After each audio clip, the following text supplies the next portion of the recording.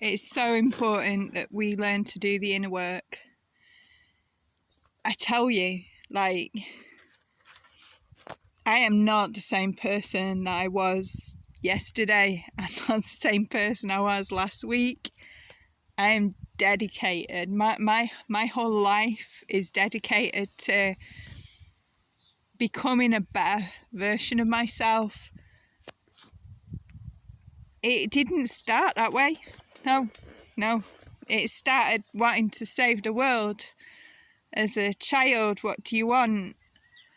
And I'd say, well, I want peace. I want people to stop being cruel. I want everyone to like love people and stop being so hurtful, and violence and wars. I want to stop the wars. I used to pray for that as a small child. I grew up just trying to help people and trying to keep the peace. A peacemaker, the archetype of the peacemaker, as mainly due to the conditioning from growing up in the environment I grew up in. And as I grew older, I got myself into more and more pickles, if you like. I got myself into more and more states where helping people was not helpful, because I was trying to help from my own perspective, and helping from our own perspective is never, ever helpful. So over the years, after many times of helping people and being had over, losing everything, losing friendships that I thought were there, where they were just using me for a way of getting money, or using me to babysit the kids, or using me to clean the house, or the list seemed endless. And it took a whole lot of losing things before I realised that I had a bit of a pattern thing going on, and I wanted to know how to change. I thought, why me? Why does it always happen to me? Now, sitting here today, I can tell you exactly why it happened to me, because now I've took responsibility for myself instead of just trying to help everyone else and please everyone else. I'm able to help. I have the capacity to help people from a completely different perspective. I'm not trying to help to please me. So now I'm helping to help the person. It's an act of service. It's not for helping myself. It's not to gain anything by it. I just genuinely want to help someone in a situation because I know what it's like to be there.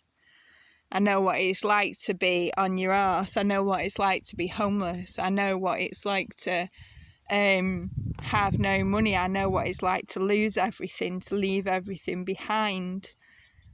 Like someone said to me the other day, oh, you just don't know what it's like. It's like, I just keep moving too much. And I thought, well, this is my 49th place of somewhere to live. Like 49 places, like seriously. So you can, some people like live in 2 or 3 houses their entire life. Not me. And that doesn't even count the times that I've lived in the car or on the streets and things like that. It's just like, it takes a lot in someone's journey, and everyone's journey's totally different, because we all need different experiences to get us to the same levels of awareness and wake up. And we wake up on different levels of our own personal awareness. It's a personal journey. It's all about us. And by helping other people for my own needs, like from my own perspective, was out of order. Like they weren't able to be empowered. They didn't learn the lessons they needed to learn to be able to learn how to do it themselves, because I went in rescuing them, went running to the rescue. I'll sort it, I'll clean your house. I'll look after your children. I'll lend you this money. I'll sort that stuff out for you. I'll do all that paperwork and make sure everything's right. And the person never had to take responsibility. In some respects, it causes codependency. In other respects, they just take advantage and they disappear. And whichever way you look at it, it is so unhealthy. To be healthy, we've got to find a balance. We've got to find a way of empowering another person, coaching someone, helping them find their own solutions and helping them to retain their power. We don't need their power. We've got our own power, stand in our own power and empower them to stand in their own power instead of giving it all away. The kindest thing, the most beautiful, precious thing you can do in the world is empower another person. And as a parent, I found it really difficult to do that. I still struggle because I was like, I'm not going to be like my parents. So I did the opposite, complete opposite to what my parents did. So instead of being one end of the seesaw, I went the other way. It's took years for me to try and find balance, to come back into myself, to find that centre point. This is what we're talking about with centre point. Centre point isn't so much coming back to our centre, but it's coming back to the point of balance. It's where we're not too much in one direction, but we can do both. We're a perfect match, a perfect balance of darkness and light. We're a perfect yin yang. We're all about the polarities and the masculine and feminine energies, and don't take that shit as gender. It's not about gender. It's just the common way, as in the most recognised way of seeing that subject. What really matters is we come back to ourselves and we find a balanced way to help other people, so we can stop giving ourselves away, stop handing out our power, stop leaking our power and shooting it everywhere, and remain more focused. When we do that, we stop burning out. Yeah, we're taking responsibility for our own shit. We stop burning out. We stop losing everything, because losing power is energy. Energy is everything that is in existence. And when we're giving it all out, we're not holding on.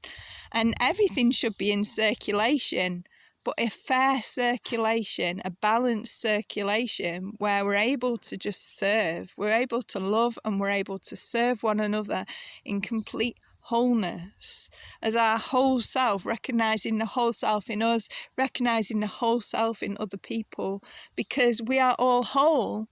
It's just we forget how bloody awesome we are. We forget how whole we are. We forget how divine we are, because we're so busy giving ourselves away.